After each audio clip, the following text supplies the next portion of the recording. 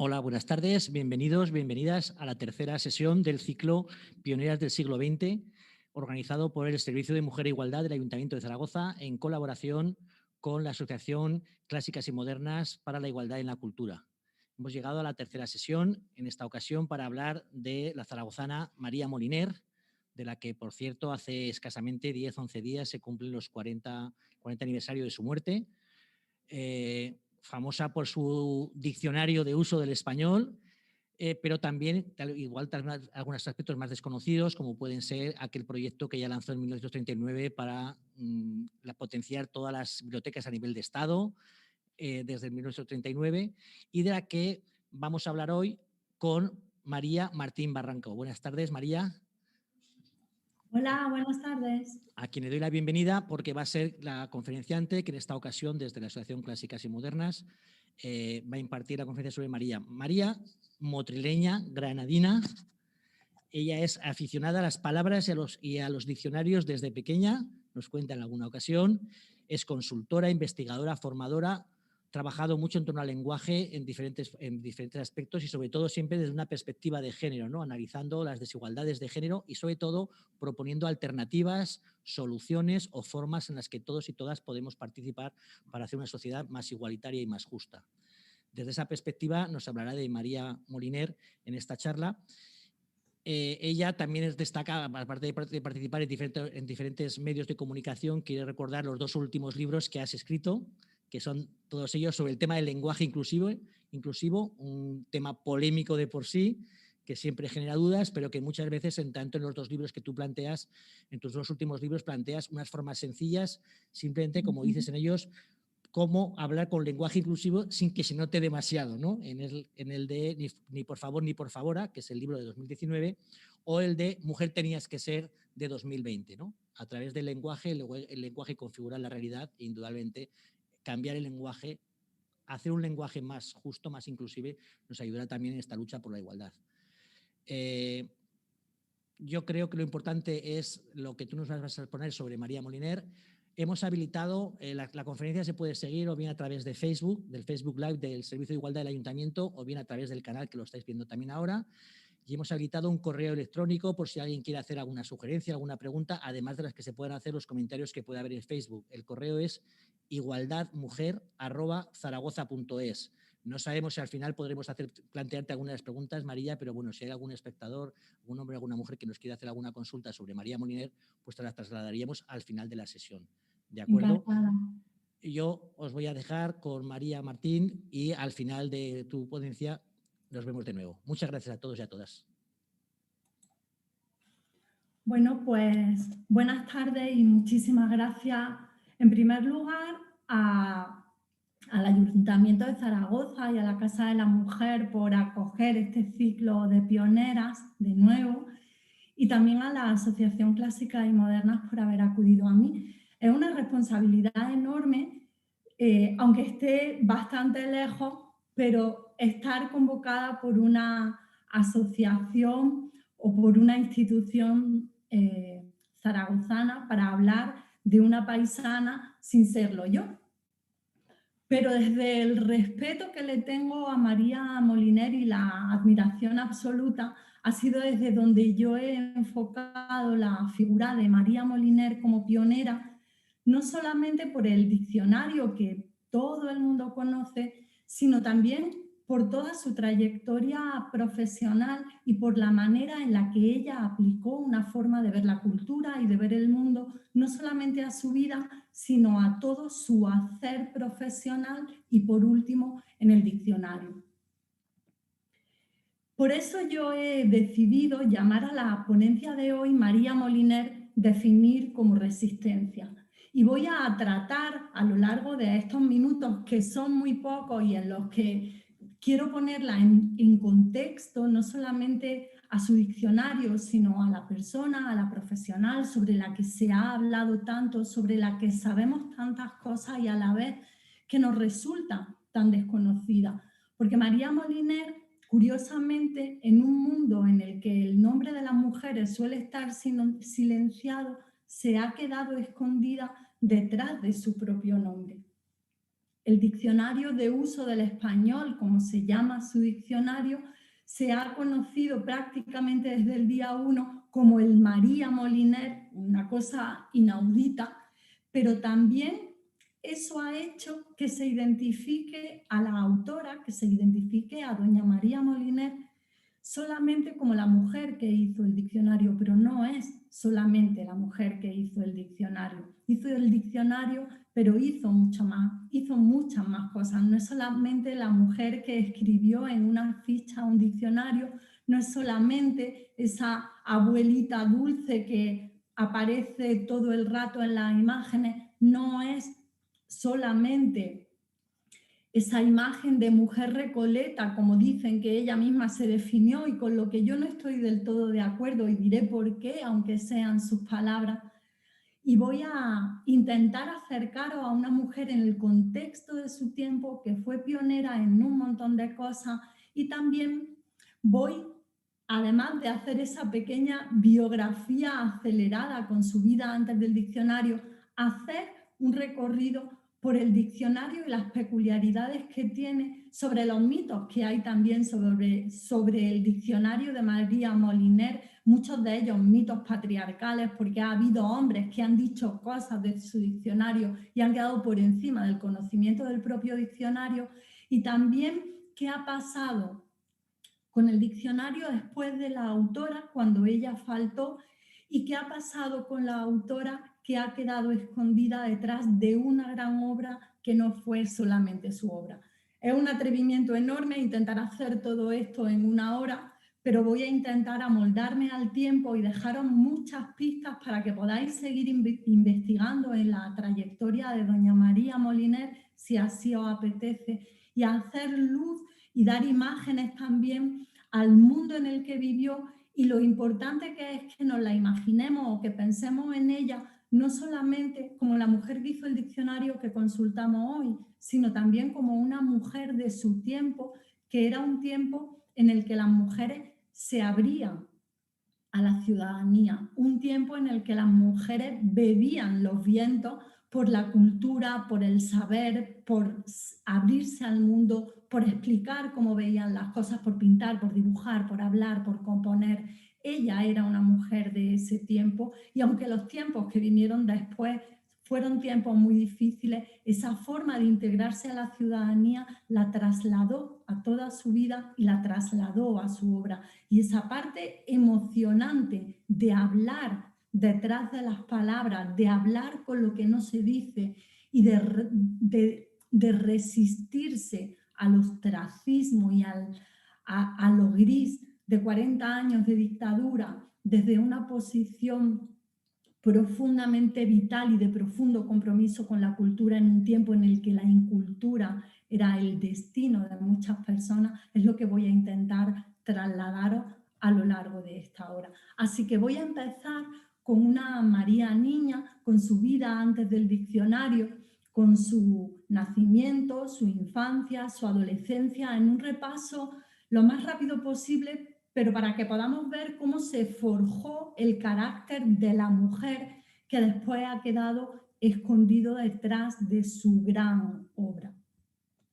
Así que voy a empezar, aunque se vea un poco pequeño, no os preocupéis porque yo lo explicaré todo.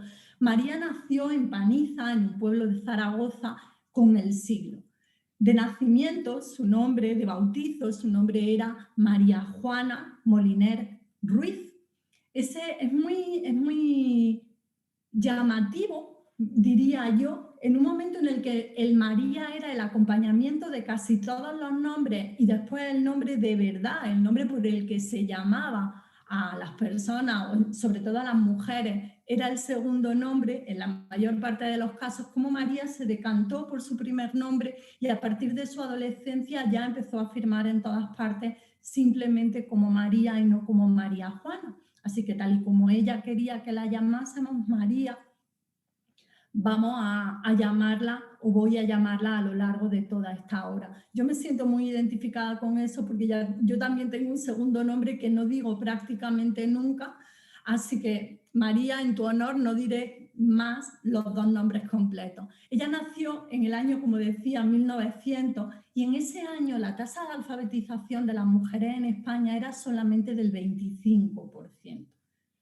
Solamente un 25% de las mujeres sabían leer y escribir, pero solamente eran un 1% del alumnado que cursaba secundaria en España, y solamente había 9 que habían cursado estudios universitarios. En ese momento era toda una odisea, porque no estaba prohibido, pero hacían falta una cantidad enorme de permisos expresos, y además, aunque las mujeres cursaran una carrera universitaria, después la mayor parte de las veces no podían ejercer. Así que ella nace en ese contexto, en un país en el que solamente había 44 alumnas de secundaria y donde solamente 9 mujeres habían tenido estudios universitarios. Muy pronto, con 2 años, entre los 2 y los 3 años, se muda a Almazán, en Soria, y después posteriormente a Madrid, siguiendo a su familia, en la que su padre era médico y se iba trasladando, y la familia se trasladaba con el padre. Era una familia de una posición relativamente acomodada, que podía permitirse cierta holgura, pero iban en pos del cabeza de familia, que era en ese momento, y jurídicamente también, quien decidía dónde estaba el domicilio familiar. Así que por tradición y por costumbre y por mantener la unidad familiar, la familia iba donde iba el padre. María va creciendo, y las mujeres del siglo las mujeres que después fueron las de la generación del 27, también van naciendo en esos años.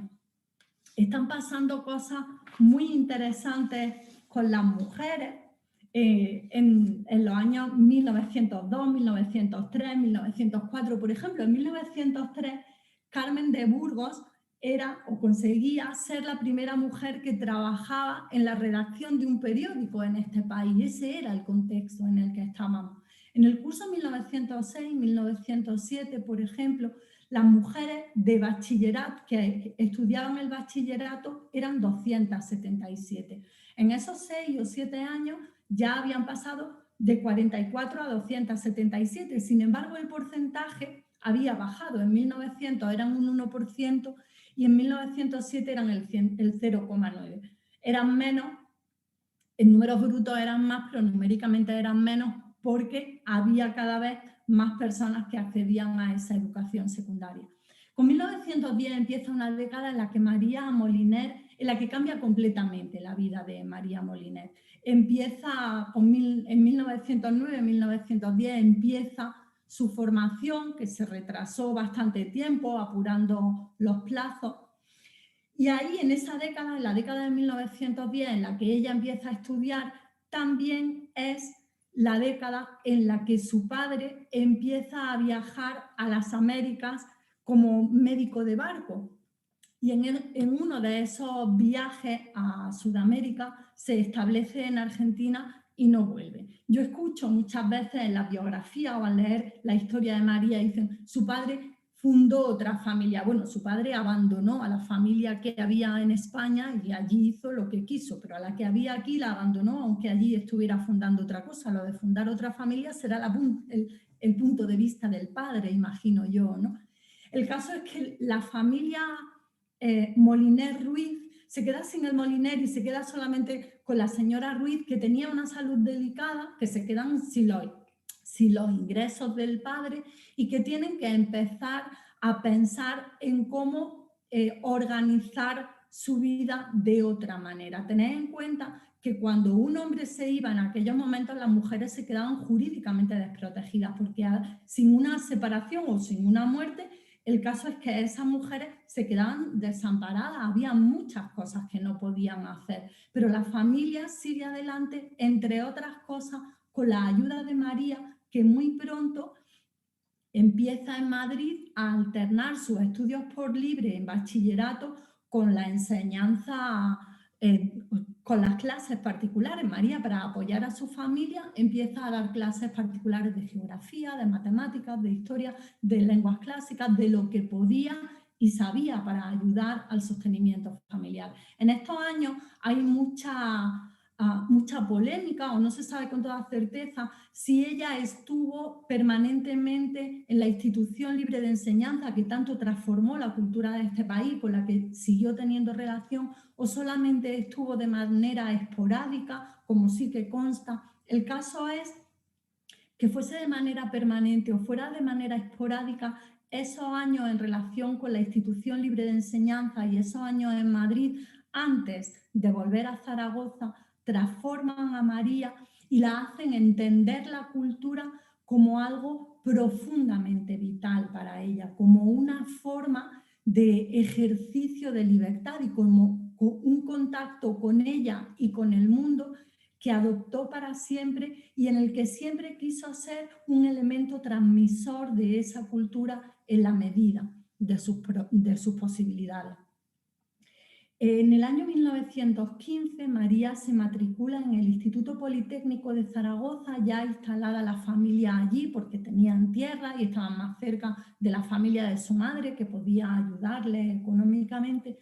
María se matricula en el Instituto Politécnico de Zaragoza para cursar el bachillerato por libre, básicamente.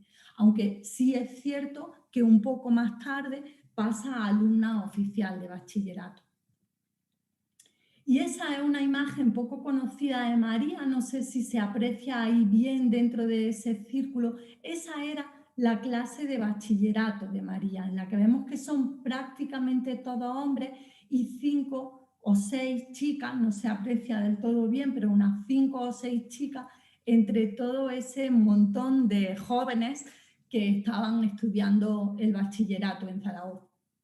Muy interesante, porque esa fue después una constante en la vida de María. Empezó a hacer por primera vez cosas que hacían las mujeres y si no la hizo por primera vez fue de las primeras y estuvo abocada todo el tiempo a medirse con la multitud de hombres que había a su alrededor haciendo cosas que ella estaba haciendo también.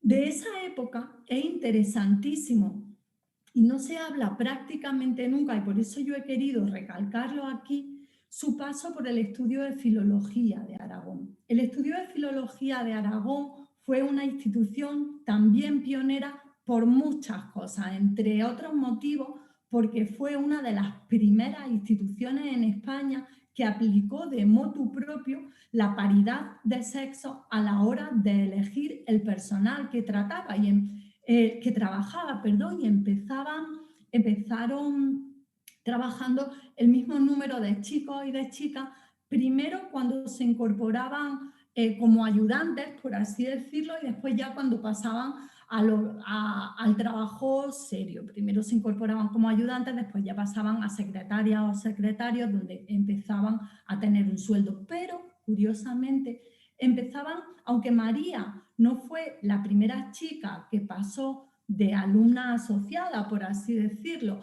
a secretaria de la institución, sí que fue la primera, y ya está aquí el primer ser pionera de María Moliner, sí fue la primera que en la EFA tuvo un sueldo por hacer su trabajo de secretaria, porque la única mujer que había habido antes que ella lo había hecho de una manera esporádica y no había recibido ninguna remuneración por ello.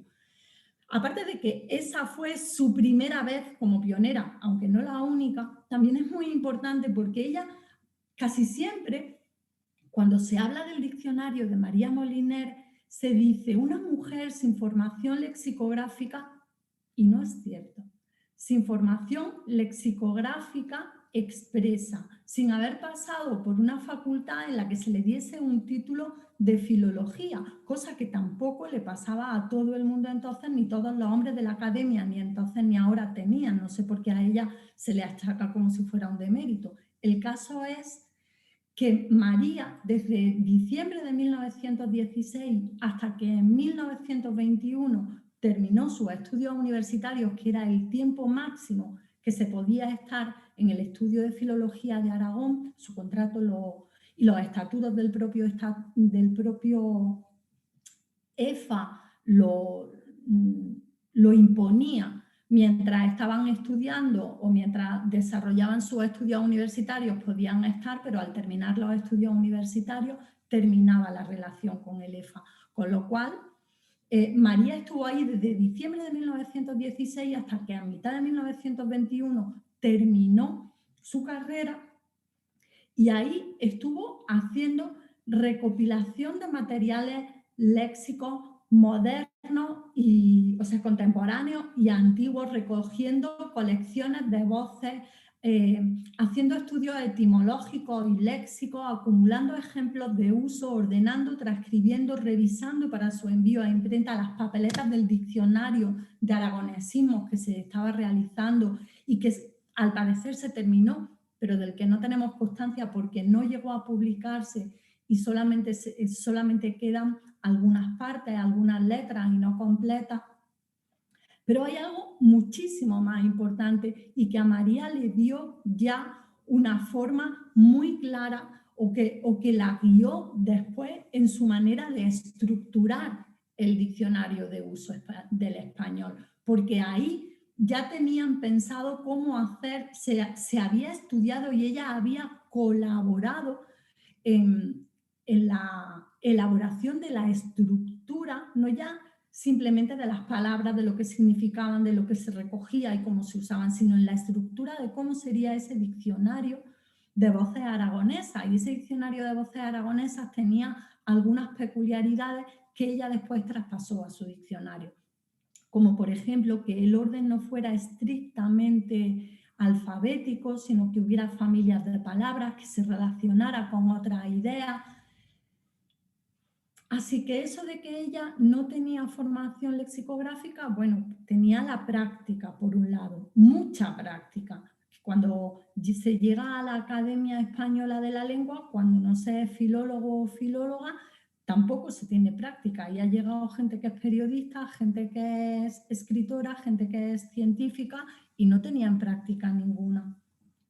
Pero hizo una cosa que la ayudó a dominar el diccionario de la Academia, el diccionario de la RAE, a dominarlo como posiblemente nadie de su tiempo. ¿Por qué? Pues porque ella revisó la edición de la 14ª edición, que era la de 1914 del diccionario de la RAE, para analizar si había voces que hubiera que enmendar, acepciones que hubiera que corregir porque explicara voces aragonesas que no estaban bien definidas y también aquellas que no, para incluir aquellas que no estuvieran, hasta el punto de que se enviaron a la RAE 2.206 enmiendas de voces del diccionario. María conocía el diccionario, cómo funcionaba, cómo se clasificaba, y para hacer esa clasificación, Juan Moneva, que era el director del estudio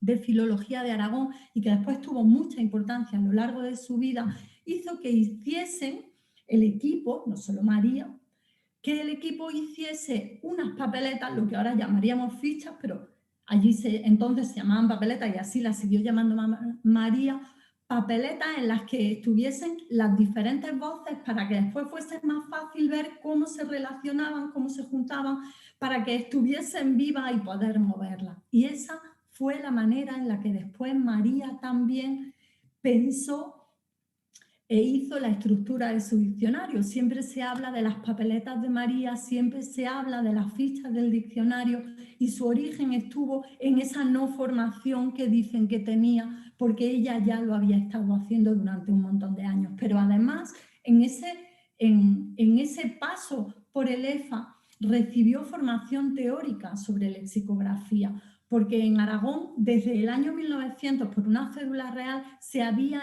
eliminado de la universidad los estudios de filología. Estaba filosofía y letras, pero la sección de filología no estaba. Así que el estudio de filología de Aragón, consciente de que pasaba eso y de que no todo el mundo podía irse a Madrid a estudiar filología, intentaban suplir a las personas interesadas, a jóvenes brillantes que estaban estudiando las carreras en la Universidad de Zaragoza, a esas personas que estaban haciendo o terminando el bachillerato, haciendo sus carreras, les daba la oportunidad de tener una formación complementaria y queda constancia de todos los cursos, algunos de más de un año, en los que María estuvo adquiriendo esa formación suplementaria. Entre esa formación comenzó el estudio del alemán.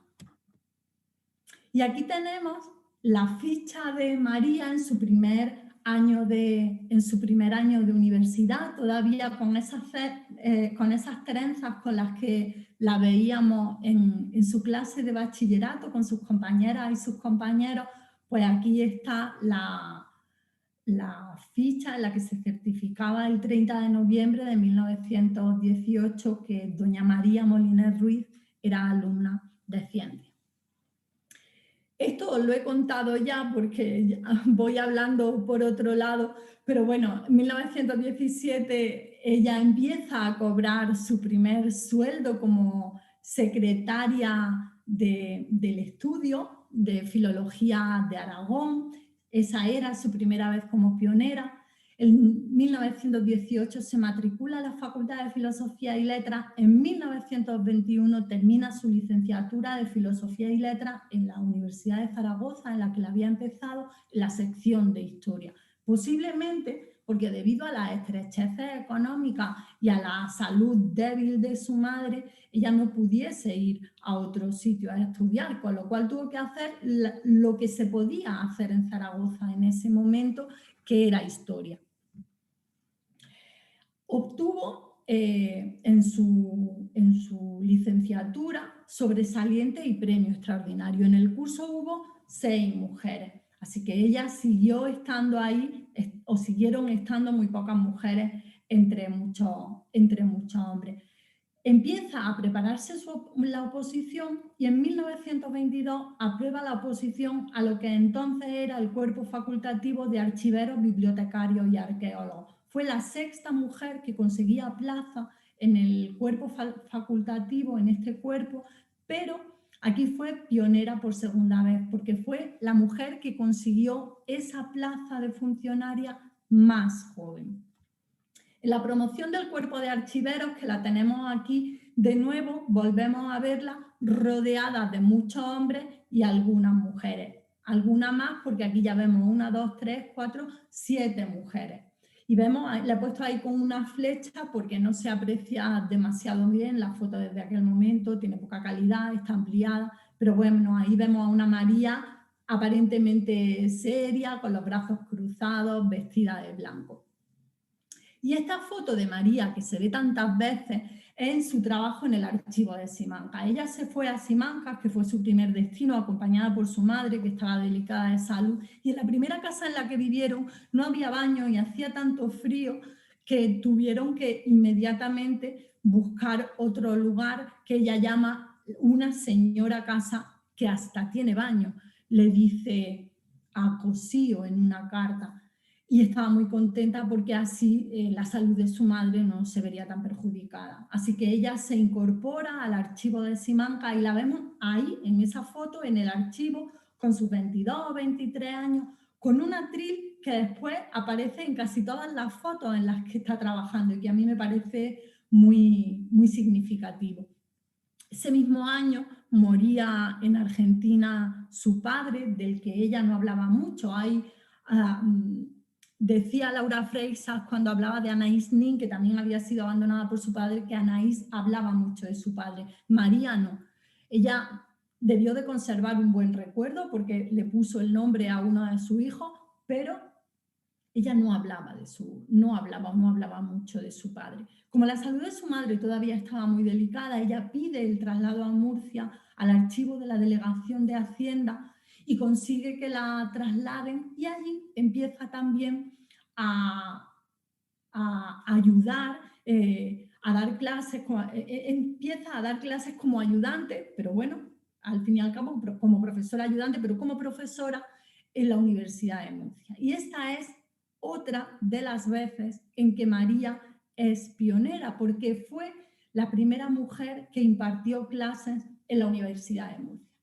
Y una de las veces que como profesora tenía que recibir a un visitante que venía a impartir a una conferencia desde Aragón, ella se ofreció para recogerlo en el tren, y en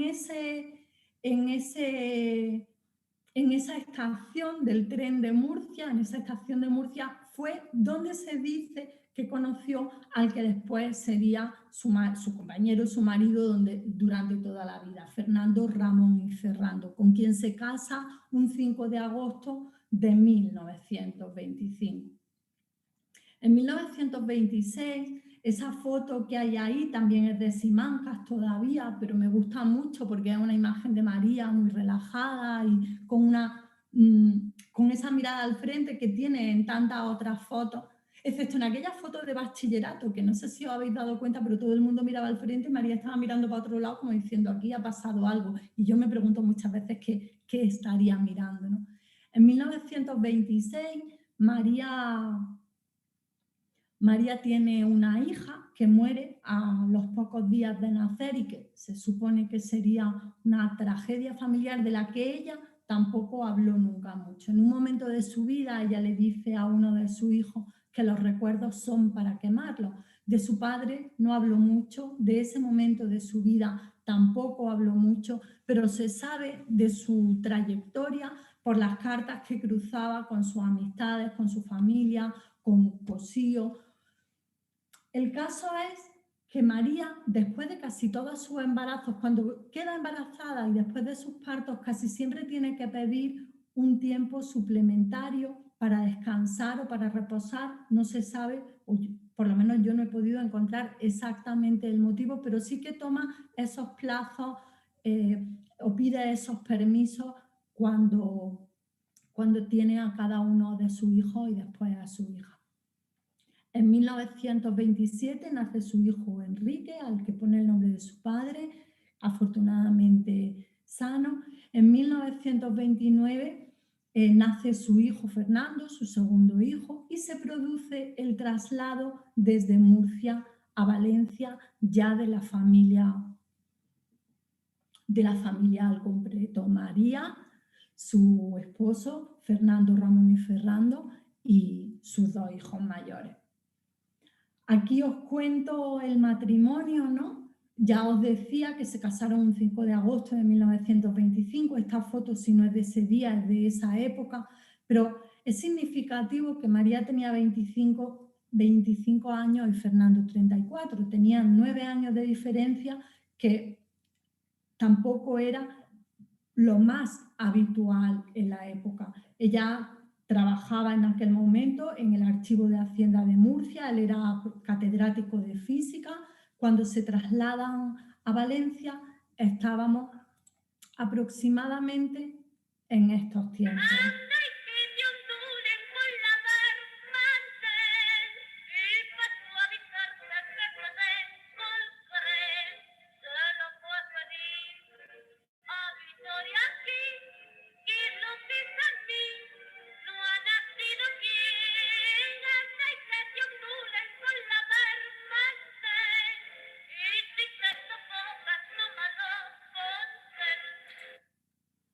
No os voy a poner el choti entero porque yo me imagino que conocéis el famoso chotis pichi de las Leandras.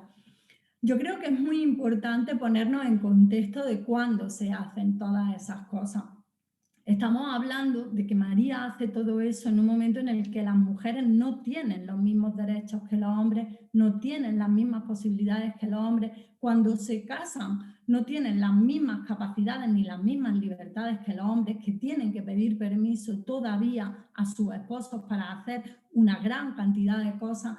Ese es el momento y, sin embargo, el mismo año en el que María se casa, ella había seguido con sus planes de hacer el doctorado y había intentado pasar unos días en Madrid, en la residencia de estudiantes, para recopilar información, aunque me imagino que con la llegada de los hijos fue por lo que aquello quedó en nada, o bien quizá por los traslados, la familia, la vida. Pero ella siguió en aquel momento en el que las mujeres se entregaban a su familia, ella compaginó todo el tiempo su familia y su profesión sin abandonar ninguna de las dos, que es lo que parecía que era el mandato de la época.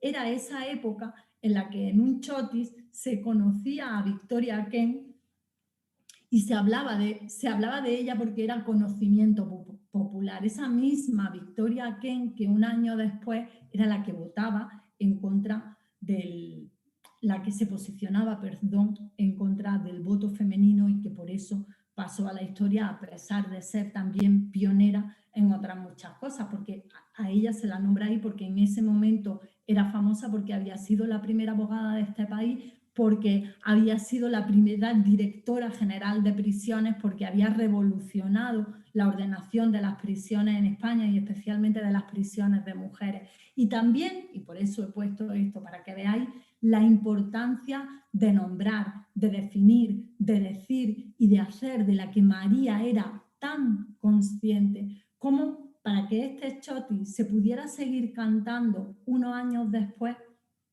hubo que eliminar a Victoria Kent y cambiar esas dos palabras por la expresión un pollito bien, porque no se podía nombrar a una mujer y menos si había sido republicana.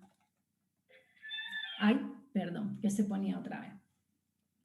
Los años 30 son unos años de efervescencia en la vida de María Moliner, en la que le pasan las cosas mejores y peores, vamos a decirlo así, ¿no? Cuando llegan se relacionan con parejas de intelectuales de la universidad con las que fundan la Escuela Cosío, que estaba inspirada en la Institución Libre de Enseñanza y que intentaba llevar una educación libre, laica, sin libros de texto, en la que el conocimiento directo fuera lo más importante, abierta al exterior, una educación que miraba al futuro. En el año 1932 ya cursaban estudios universitarios 2.000 mujeres y 30.000 hombres. Yo creo que es muy importante ver hasta qué punto en muy pocos años la sociedad española estaba despegando a una velocidad desconocida para intentar ponerse a la altura de otros países de Europa. En esa época de efervescencia cultural es cuando María comienza su colaboración con las misiones pedagógicas. En las misiones pedagógicas, que normalmente tenemos como referencia de las misiones pedagógicas, recordamos a Lorca o a la Argentinita con los teatros por los pueblos, pero durante esa época en España se llegan a fundar hasta 5.000 bibliotecas. De ellas, en 1935, María, en esos años, desde 1932 hasta 1935, María había articulado ya 105 bibliotecas rurales valencianas de las misiones pedagógicas. A María la misión pedagógica se convirtió en su misión y las bibliotecas rurales valencianas se convirtieron en su pasión y en su objetivo. Ella quería que la cultura llegara a todo el mundo, quería que cualquier persona que quisiera un libro lo pudiera conseguir. Y aunque las bibliotecas que fundaban las misiones pedagógicas llevaban 100 ejemplares que después podían rotar y circular, la sociedad o los lugares en los que estaban las bibliotecas a veces eran tan atrasados o se ponían tantos impedimentos que era muy difícil, y María visitaba las bibliotecas y pasaba por ellas, y cuando empieza la guerra se enfada monumentalmente y le duele en el alma, aunque entiende que tenía que ser así, que le requisaran el vehículo con el que ella recorría las bibliotecas porque hacía falta para otros fines. Ella lo entendió, pero en ese momento se desesperaba de pensar que algo que había empezado así iba a terminar tan de repente. En esos años, las mujeres ya eran el 31% de las estudiantes de secundaria, que parece una tontería, pero también nos da una idea. Había matriculadas de esas 44 que había cuando María nació, en el curso 33-34 había 39.500 mujeres matriculadas. También en esos años las mujeres habíamos podido acceder por primera vez al voto. Sin embargo, bueno, para que veáis la retranca que tenía doña María Moliner, esto es uno de los comentarios. Las fichas, los informes que ella hacía cuando iba a la biblioteca son para no perdérselos, porque es que son extraordinarios. Darían, yo creo, para hacer un análisis muy profundo de la España de la época, ¿no? Pero a mí este me gusta especialmente porque deja entrever esa retranca que tenía María Moliner, el cómo siempre decía las cosas bien, pero tenía unas cargas de profundidad que soltaba cuando menos te lo esperaba. Entonces dijo, estuvo en la localidad de Albán y dejó escrito de su puño y letra, director viejo, maestro encargado de la biblioteca viejo, todo en la escuela o en la ranciedad, cobran 10 céntimos por cada libro que prestan, dicen que si no lo hicieran mucha gente pediría por pedir y eso da mucho trabajo. Y añade, para trabajo el que cuesta convencerles de que no deben hacerlo. Esa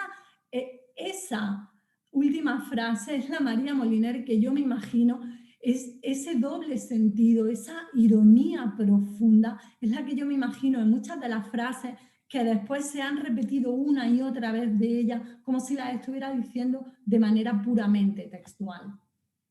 Y para que veáis que no era ninguna tontería, esas líneas blancas y negras que estáis viendo en la pantalla, era el número de bibliotecas que se abrieron en las diferentes provincias españolas y también en las colonias españolas en África, cómo se fueron abriendo bibliotecas, cómo se fueron distribuyendo libros en los años 1932 y 1933, que es que no estamos hablando de una tontería, estamos hablando de una labor enorme que creo que es la que hace ver a María que no hay nada imposible, que todas las labores son posibles si pones fe y pones empeño en ellas.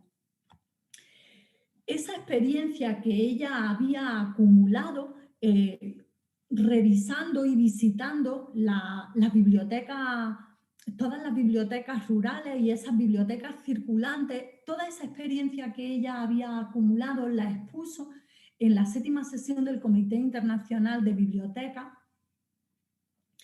que hubo en el año 1934 en Madrid. Ahí vemos una foto de nuevo rodeadísima de hombres, pero acompañada.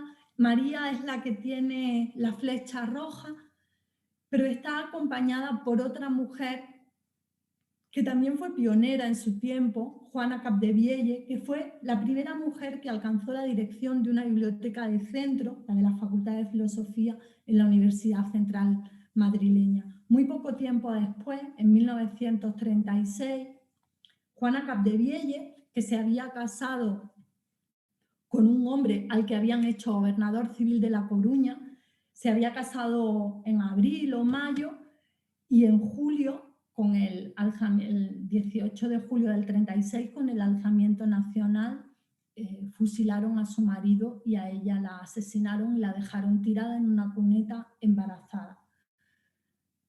Así que ese año 1936 en el que se rompió la vida de tantas personas, también de tantas pioneras, unas porque acabaron muertas como Juana, otras porque la vida les cambió por completo como María, Moliner y tantas otras. Ese año la guerra impone el traslado de la capital hasta Valencia y ahí la política y el hacer de María se entrelazan y la República solicita de ella que se dedique a otras tareas, entre ellas a hacerse cargo de la biblioteca universitaria. Y aquí vemos la firma de María en 1937 en un documento de la Biblioteca Universitaria de Valencia.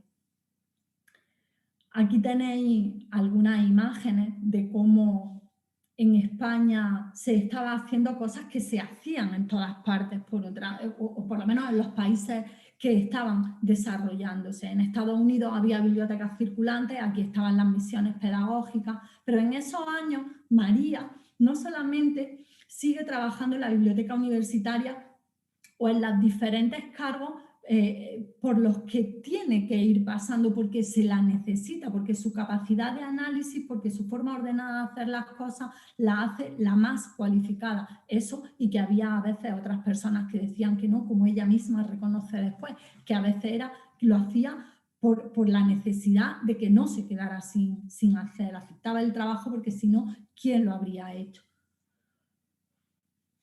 De esa manera ella hace el proyecto de base de un plan de organización general de bibliotecas del Estado que lo que hace es pensar en una red de bibliotecas de manera que lo que falta en una no falte para siempre, sino que se pueda pedir a las demás, ¿no?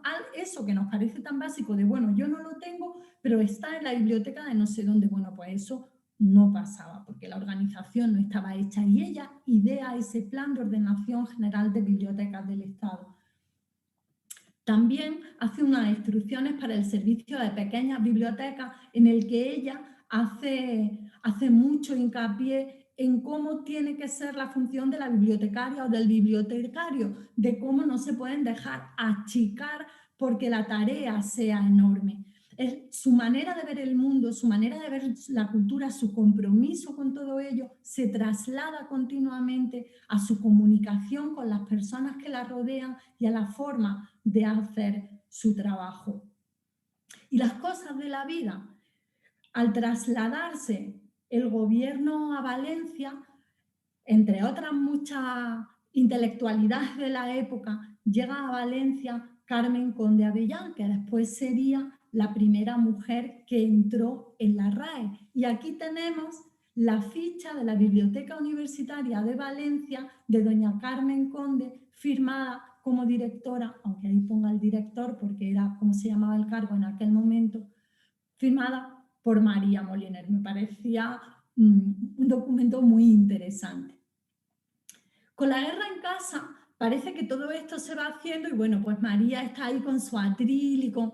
No, para nada. Durante los años de la guerra, la realidad es que María se negó a moverse de allí porque estaban su marido, sus 3 hijos y su hija, y cuando en 1937, en octubre de 1937, el gobierno de la República se traslada a Barcelona, María Moliner se niega a irse de allí y hasta tal punto era María imprescindible que la única sección del gobierno, la única sección del ministerio que quedó en Valencia fue aquella de la que ella se encargaba. Y ella siguió haciendo su trabajo, protegiendo los incunables que había en la biblioteca universitaria, haciendo llegar libros al frente, protegiendo los archivos, organizando esa protección mientras pasaba todo esto. Y todo esto son los bombardeos italianos sobre la ciudad de Valencia, mientras María, con sus 3 hijos y su hija, seguían viviendo allí junto con su marido.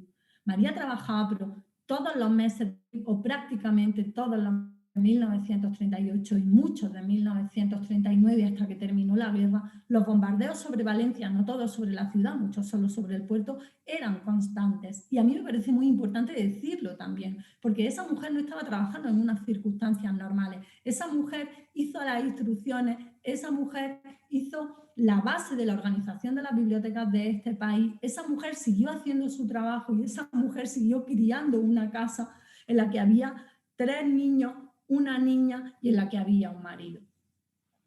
Pero había muchas ganas de que acabara la guerra, tantas que María escribe a María Brey, que llegó también como Consuelo Vaca a la biblioteca universitaria cuando se traslada el gobierno, pero María Brey, que es un personaje apasionante, pionera enorme, que también debería de ser conocida por todo el mundo. María Brey era la tía roja de Rajoy, el que fue presidente de nuestro país.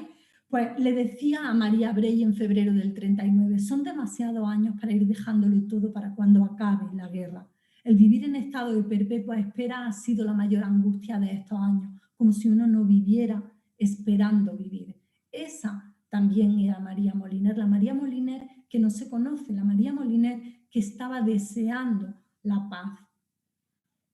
Y en esa misma carta a María Brey, que se conoce porque María dejó un archivo enorme con 17.000 libros y con montones de cartas y de correspondencia con personalidades del mundo entero, que al morir cedió a la biblioteca de la Real Academia Española y por eso están disponibles, le decía María Moliner a María Brey, parece que ahora sí que va de veras, que la guerra no va a durar mucho, tengo ganas de ir a Madrid en paz. Pero también le contaba cosas cotidianas, que Fernando y ella no estaban de acuerdo o no tenían claro cuál era la mejor manera, y fijaos qué forma tan bonita de decirlo, de tomar posesión de la paz. A él le apetecía una temporada de retiro y de disfrute en el campo, y a ella le apetecía pisar asfalto y viajar en avión. Quería compaginarlo todo y querían que fuese pronto. El 30 de marzo del 39, María cumplía 39 años, y ese mismo día se hacía cargo de la ciudad el gobierno nacional. María y Fernando reúnen a su familia y les dicen a esas criaturas que tienen que dejar de llamar fascistas a los fascistas y que ahora se llamaban nacionales, y que tenían que dejar de decir curas a los curas y que ahora se llamaban sacerdotes. Porque cuando se acaba la libertad, lo primero que se acaba es el poder de definir lo que eres, quién eres y lo que son el resto de las cosas. Te imponen las definiciones, te imponen las palabras, te imponen la forma de ver el mundo. Y este es el expediente de María Moliner. Y a mí os voy a decir solamente, porque tenemos muy poco tiempo, os voy a decir lo que decía de ella. Que estaba calificada por los Rojos de Muy Leal, que había pertenecido al Sindicato de Trabajadores en Archivos, Bibliotecas y Museos, cosa que era obligatoria, y ella solamente estuvo afiliada al tiempo que fue obligatorio, que era directora de la Biblioteca Universitaria de Valencia, como si eso fuera algo malo, pero también que era simpatizante con los rojos y roja, que era persona de confianza para los rojos y especialmente para Teresa Andrés, que además era comunista. Hay quien dice de ella, en la gente a la que se consultó para su expediente de depuración, hubo quien dijo de ella que era roja rabiosa. Pero también hubo mucha gente que habló a su favor, entre ellos el que era el nuevo director y que lo había sido antes y que había sido destituido en 1936, que dijo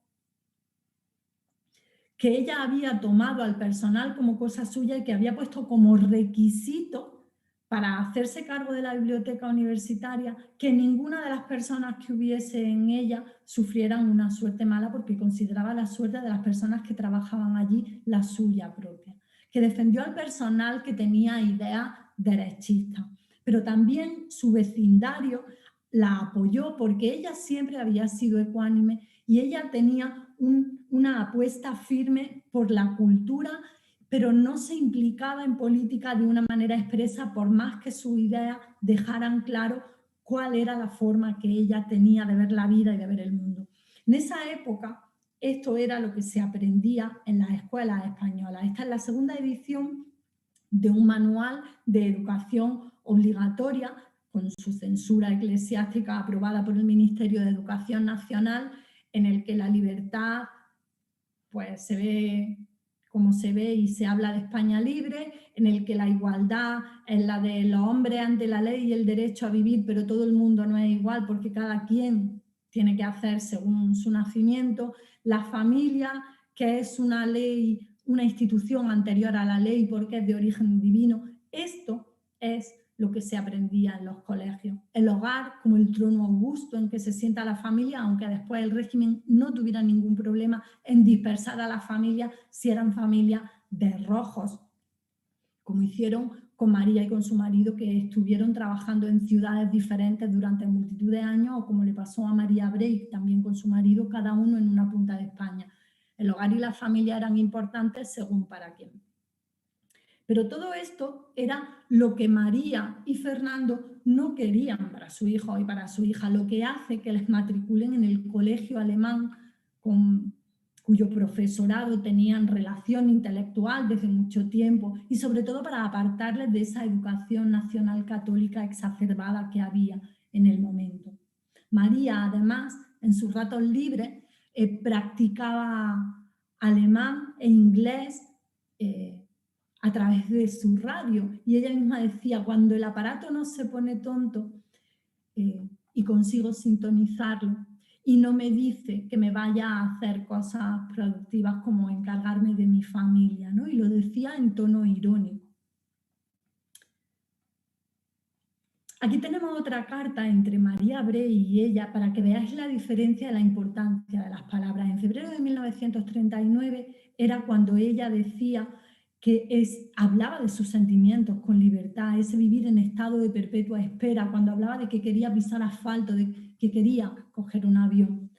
En el año 1943 las cartas siguen, pero la depuración todavía está en marcha. La de María fue muy rápida, empezó en diciembre de 1939, terminó en el mismo diciembre y el 22 de enero de 1940 se publicó. A ella la habían destituido de la biblioteca universitaria en el momento en que entró el bando nacional, pero a ella la reincorporan al archivo de arte en Valencia, la degradan 18 puestos en el escalafón, pero su marido, Fernando, está 3 años con el expediente de depuración abierto. Su hija dice que le recuerda corriendo por el pasillo o caminando por el pasillo de la casa de Valencia como un león enjaulado, porque no sabía qué hacer. 3 años sin trabajar, esperando a saber qué pasaba con su vida, si podría volver a dar clase alguna vez porque se le había apartado de la universidad. Y en ese tiempo es cuando María Moliner le escribe a María Brey, que le decía que tardaba mucho en responderle, le recriminaba un poco a la amiga: jolín, María, no me escribes nunca.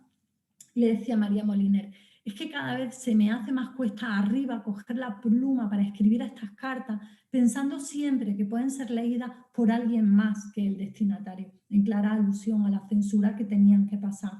Y repetir siempre las mismas cosas: que tengo ganas de charlar contigo, lo cual es demasiado sabido; que no te desesperes, lo cual es ya un consejo demasiado tonto, porque también María Brey estaba esperando a saber qué pasaba con su futuro y el de su marido, que era bastante más peliagudo. Y ella siempre buscaba la palabra precisa, siempre tenía ese prurito por dar con la palabra exacta, como ese tomar posesión de la paz. Y en una carta en 1944 le dice a María Brey: y yo, después de contarle cosas de la casa, de la vida, con el pelo cada vez más blanco, con la cara cada vez más arrugada y con el espíritu sacudido solo por anhelos circunstanciales, pero por lo demás entrando en esa quietud que debe de ser el pórtico de la serena senectud. Y tachó senectud y puso madurez y le aclaró a María Brey: creo que a los 44 años es pronto para creerse entrando en la senectud. Además, sonaba muy mal la palabra ahí. Así que fijaos hasta qué punto para ella, incluso en la correspondencia informal con una de sus mejores amigas, una palabra precisa, si había que cambiarla, se cambiaba, incluso si había que hacer un tachón. Hay una carta de 1945 en la que hay una frase que se suele interpretar como una alusión a la posible depresión de Fernando, porque él ya estaba destinado en Murcia, María estaba en Valencia, estaban separados la mayor parte del tiempo, unos hijos en un sitio, otros hijos en otro. Y María Moliner le dice a María Brey: el interrogante tan tentacular y dantesco de que tú hablas es todavía un asidero. Y hay quien piensa que ese interrogante tentacular y dantesco se refiere a la depresión de Fernando. Pero sabiendo que apenas el 2 de septiembre había terminado la Segunda Guerra Mundial y que ella escribía esto el 12 de septiembre de 1945, que por cierto habría sido el día de su santo, y había sido también un 12 de septiembre de 1936 cuando ella se hace cargo de la biblioteca universitaria, y yo me pregunto también, ¿celebraría su santo? Pero bueno, el caso es que yo pienso que quizá fuese una alusión a esa esperanza que todavía había de que al terminar la guerra mundial, por algún tipo de ayuda, ahora parece que por arte de magia, sabiendo lo que pasó, España pudiera también deshacerse del fascismo. Sea como sea, en el 46 su marido fue rehabilitado y ejerció como catedrático. Su marido ya había sido rehabilitado, ejerció como catedrático en Salamanca, y en el 46 la familia se traslada a Madrid.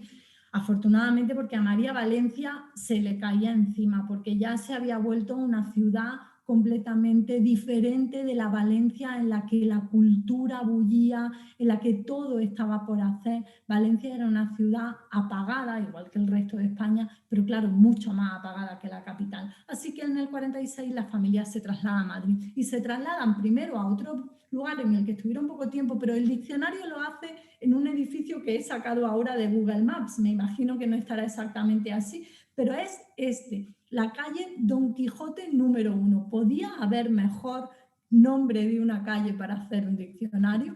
La verdad es que yo creo que no. El caso es que se dice que entre 1950 y 1951 empieza ella a fraguar en su cabeza la redacción del diccionario. Ella dice que estando un día en su casa, sentada en una silla, se le ocurrió y empezó a escribir. Yo creo que ella tenía un arte enorme en no querer mostrar lo que no quería que se viera en un momento en el que para quienes habían pasado por una depuración, significarse de alguna manera era peligroso. Así que yo creo que ella ya no es solamente por la modestia que pudiera tener, sino también como una forma de protegerse de todo lo que había alrededor, porque a ella la habían mandado al archivo de la Escuela de Ingenieros en el único sitio donde no tenía prácticamente nada que hacer, donde no pasaba nadie, donde ella no podía contaminar a nadie. Y ahí se queda hasta que se jubila, porque nunca se mueve de ahí. Así que con su marido trabajando en Salamanca, ella trabajando en Madrid, sus tardes libres, su hijo y su hija ya prácticamente adultos, María empieza a escribir el diccionario, pero yo no creo que empiece porque sienta el síndrome del nido vacío. María lo que tiene es una necesidad enorme de compartir su forma de ver el mundo. Y la habían puesto en una situación en la que había muy pocas cosas que pudiera hacer, porque ella llegó a Madrid y lo que intentó fue hacer un colegio parecido a la Escuela Cosío o a la Institución Libre de Enseñanza, y nadie se atrevió. Todo el mundo tenía miedo. Ella necesitaba hacer otras cosas, ella no podía dejar perder la vida en ese pudridero de biblioteca en la que no pasaba nada, en la que su conocimiento, su forma de ver la cultura, de ver el mundo, se estaban apagando, y eso ella no lo iba a permitir. Así que empieza a hacer su diccionario y dicen, cuando estaba terminando el diccionario, una vez pasó por allí Damaso Alonso, no, cuando estaba terminando el diccionario no, porque ella firma el contrato con Gredos en el año 1955, lo que pasa que después no termina hasta el año 66, pero en 1955 ella ya tiene un contrato firmado con el diccionario. Lo que habían visto les había gustado, era novedoso y se iban a atrever a publicarlo. Ahí empieza también en estos años la colaboración con la que fue una de sus más fieles colaboradoras, María Ángeles de la Rosa, que tampoco es que ella escribió el diccionario completamente sola. Es cierto que todo el peso cayó en ella, pero a lo largo del tiempo María Ángeles de la Rosa y otras personas fueron ayudándola. De hecho, los veranos en La Pobla, en la casita familiar de la ciudad donde había nacido el marido en Tarragona, a las nietas y a los nietos se les daba una propina para que pasaran fichas y colaboraran también, ¿no? Llegó a ser en cierto modo un trabajo familiar en el que todo el mundo colaboraba y en el que la gente que pasaba por allí cuenta cómo ella no le gustaba que la interrumpieran, pero en realidad no te hacía sentir que interrumpías, porque te explicaba todo y te lo explicaba tan bien que te quedaba atrapada o te quedaba atrapado por el trabajo que ella estaba haciendo. Y eso de que escribe a mano, bueno, pues tampoco a mano, lo escribe a pluma, eso sí, pero una pluma de Olivetti que debía de ser como esta o muy parecida. Hasta 1958 ya tenía su contrato más que hecho con Gredos, aunque no estuviera el diccionario publicado, no recupera los puestos en el escalafón del cuerpo facultativo de archiveros y bibliotecarios. En el 62 se jubila a su marido, que recordemos que era más mayor que ella, y se convierte como en el guardián del trabajo de María, ¿no? Él vigila lo que hace, cuenta la hija que a veces se acercaba con 1 metro y medía la altura de las torres de ficha de María, o se acercaba por detrás del hombro y le decía a la hija o le decía a los hijos, va por la A, va por la C, va por la D. Así que yo creo que esa idea de una mujer sola escribiendo su ficha, es cierto que fue una tarea titánica para una sola persona y no para un equipo, como suele pasar, pero ni tan absolutamente solitaria, ni tan absolutamente anodina, ni tan a pluma, ni tan sola. He leído en algún artículo pues ya de los años 2000, no penséis que de los años 70 ni 80, algún artículo ya casi del siglo XXI diciendo, escribía a la luz de las velas. Mire usted, no, en el año 50 en Madrid no había que escribir a la luz de las velas salvo que se fuese la luz, y María en general no le gustaba trabajar de noche. Otra cosa es que en invierno hubiese que encender las luces para escribir. Así que esos son algunos de los mitos enormes, ¿no? Aquí tenemos algunas fichas con esos tachones, con esa... Y además en esta primera dice algo que a mí me gusta mucho, ¿no? Dice que es contrario a toda lógica anatemizar a quienes emplean palabras que no están en el diccionario solo por el hecho de que no figuren en el DRAE. Así que en esto yo también concuerdo con María Moliner, ¿no? Hay algunos pequeños detalles de la vida de María que son importantes para ver la mujer que había detrás, ¿no? ¿Quién era? ¿Cómo ella sigue manteniendo su carácter y sigue siendo lo que en Andalucía decimos, echa para adelante el resto de su vida? Sobre el año 57 o el 58, a su hijo Pedro lo detienen y va a la cárcel por socialista. El juez que llevaba su caso era famoso por su sanguinario, era un coronel del juzgado militar especial, el juez Ceimar, al que temía todo el mundo. Bueno, pues María se plantó allí a hablar con el juez Ceimar, ella a hablar a favor de su hijo. No se sabe qué le dijo, o por lo menos no se sabe públicamente. Lo que sí está claro es que el juez no le hizo caso porque su hijo pasó en la cárcel los meses que tuvo que pasar, pero ella no se cayó. A ella a lo mejor habían conseguido eliminarle la voz pública, pero la voz personal de María Moliner estuvo ahí, no solamente plasmada en el diccionario, sino en el día a día de toda su vida. Así que sigue elaborando el diccionario y empezamos a ver esas fotos de María que se conocen siempre. Y esta a mí me parece también muy significativa, porque siempre dicen la mujer humilde, la mujer apocada. En esta foto de la presentación del diccionario, el 19 de diciembre de 1966, no sé si la podéis ver bien, pero ¿os parece que esa mujer tenga una posición de estar apocada o sentirse en inferioridad respecto de todos esos hombres que hay ahí? Una mujer que desde que entró al colegio por primera vez estaba acostumbrada a medirse con hombres y a hacerlo tan bien como ellos o mejor.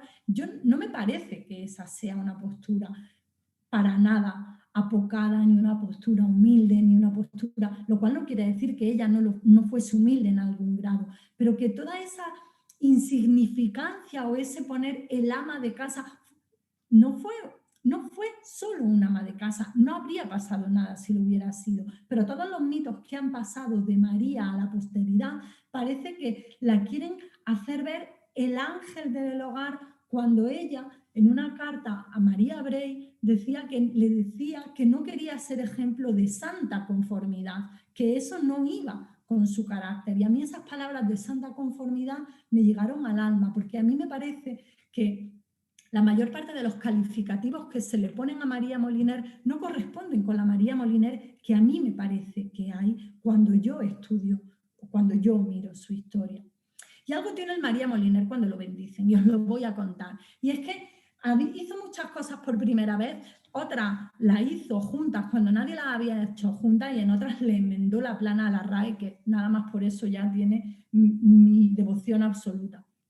Lo primero, no siguió el orden exclusivamente gramatical, cosa que tampoco hace el diccionario académico, porque el diccionario académico pone, por ejemplo, te dice niño, niña, pone la O antes que la A, parece que eso no cuenta, pero bueno, ella lo que hizo era ordenar gramaticalmente o alfabéticamente, mejor dicho, pero también por familias de palabras. Entonces, ella iba siguiendo el orden alfabético, pero a lo mejor llegaba a huevo, y en huevo había un momento en el que describía o te explicaba lo que era oval, que habría tenido que venir un montón de letras después, y después en oval volvía a poner oval, lo repetía.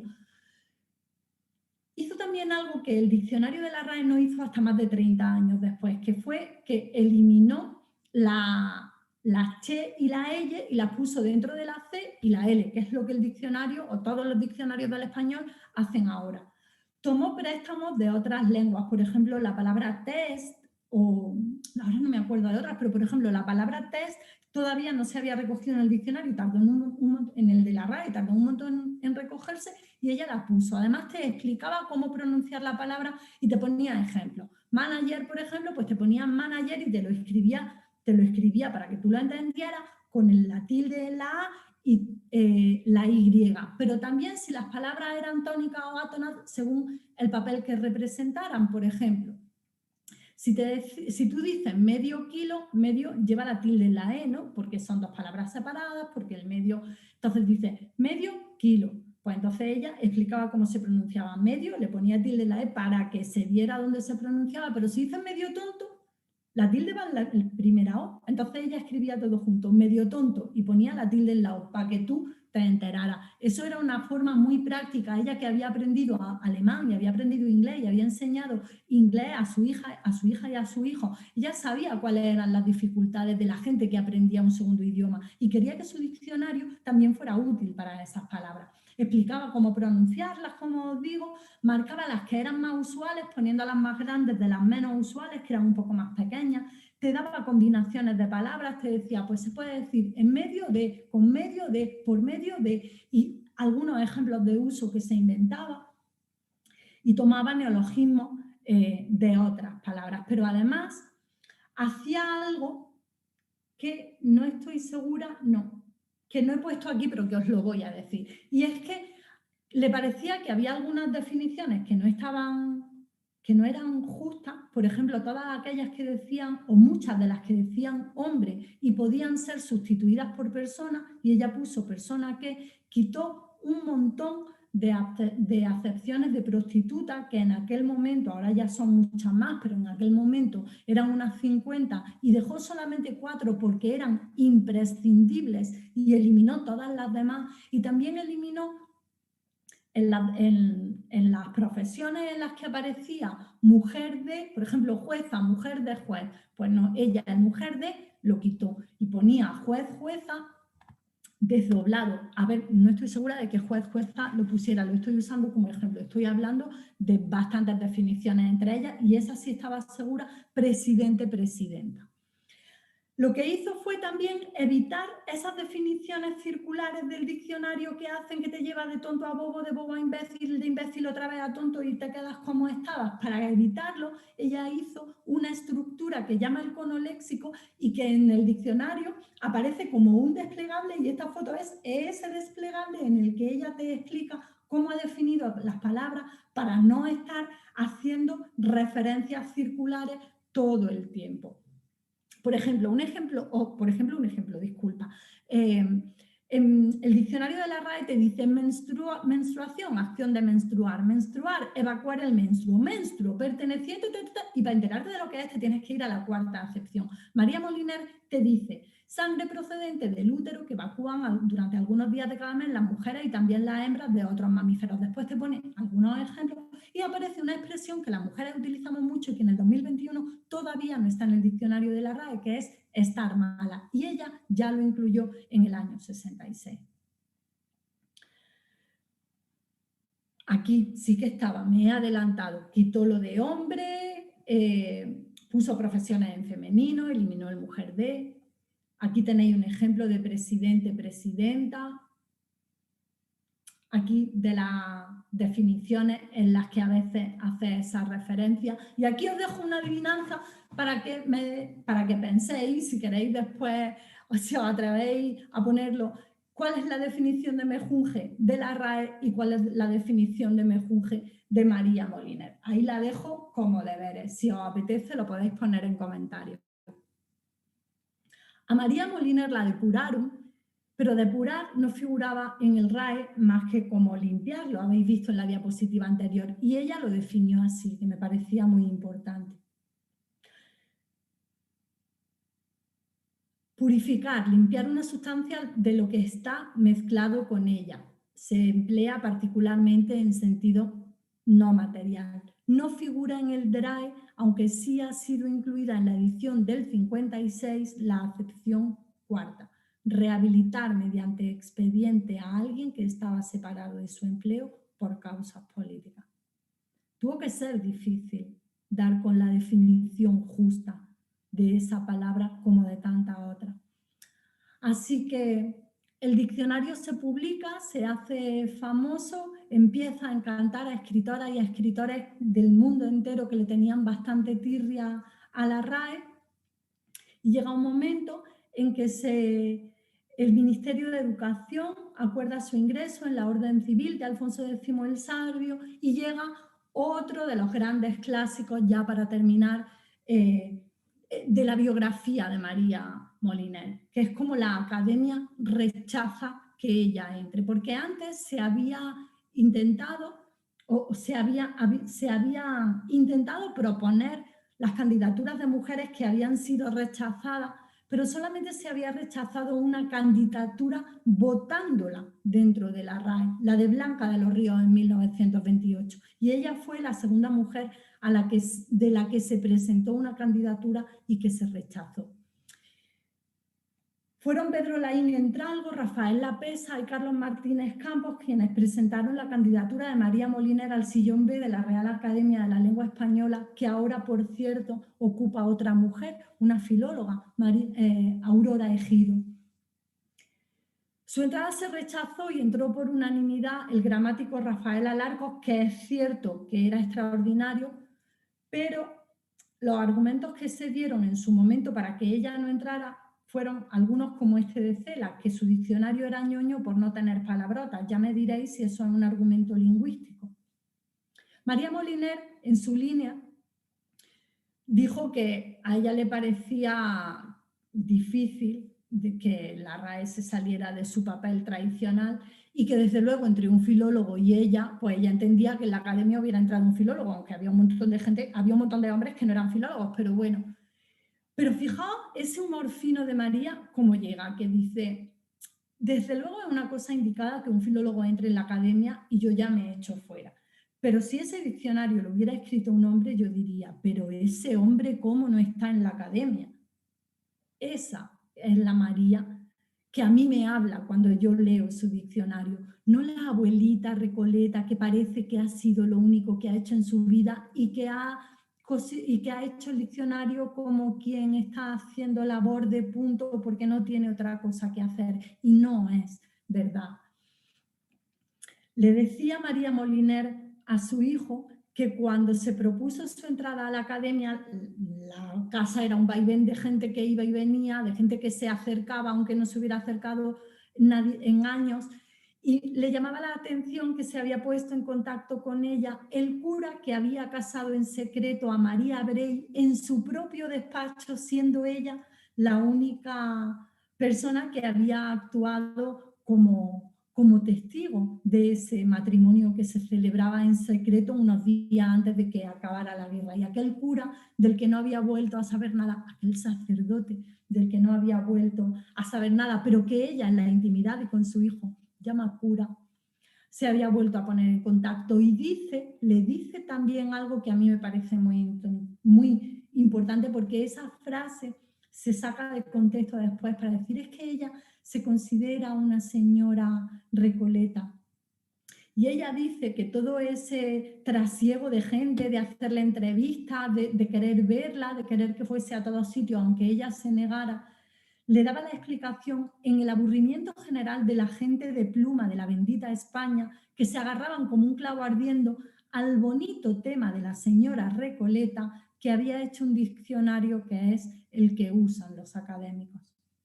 Decía que ya había recobrado la quietud y la tranquilidad y se iba a dedicar a vivir, aunque en realidad tuvo poco tiempo porque ya estaba la enfermedad de su marido, que se había quedado ciego y ella lo cuidaba. Su marido murió en 1974, ella en 1975 empieza a tener los primeros atisbos de la enfermedad y muere en 1981, privada de la memoria y del don de la palabra. Esa es su familia al completo, o casi al completo, que no se suele ver muy a menudo. Esa es una imagen de ella en los años 70 con una nieta y un nieto, tuvo 13 en total. Y estas son algunas de las cosas que dijeron los hombres de la cultura española cuando María Moliner murió. Y era que el diccionario era manejable, que era divertido o que era subjetivo, como si eso fuese lo mejor que se podía decir del diccionario de María Moliner. Y yo lo que quiero es que recordemos a María Moliner como una mujer que se amoldaba perfectamente a todo lo contrario de esta definición que ella dio de conformar, que era adaptarse, aguantarse, amoldarse, asimilar, atemperarse, bajar la cabeza, darse con un canto en los dientes, contentarse. María fue una mujer que se resistió mediante la palabra, que cuando quisieron callarla, tomó las palabras y tomó las definiciones como una forma de decir cuál era su manera de estar en el mundo. Y con esa María con retranca, con esa María que nunca se conformó, es con la María que yo me quedo, que hizo un diccionario, pero que no solamente fue el nombre a un diccionario. Muchísimas, muchísimas gracias.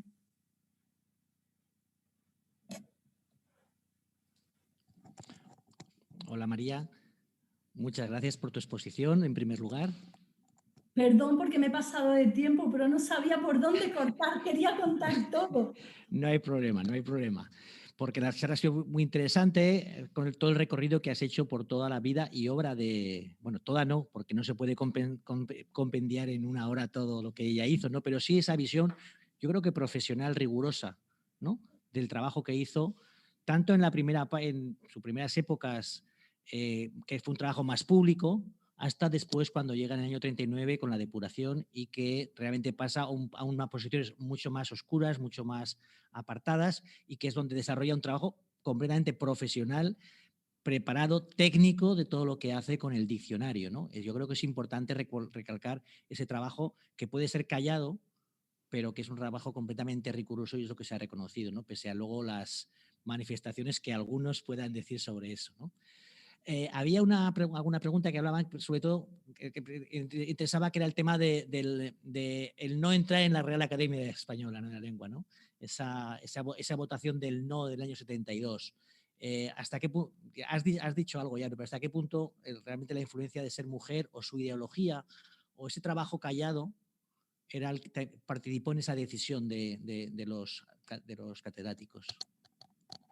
Bueno, yo creo que la Academia de la Lengua, que era inveteradamente machista, no tenía tanto problema por su ideología, porque, por ejemplo,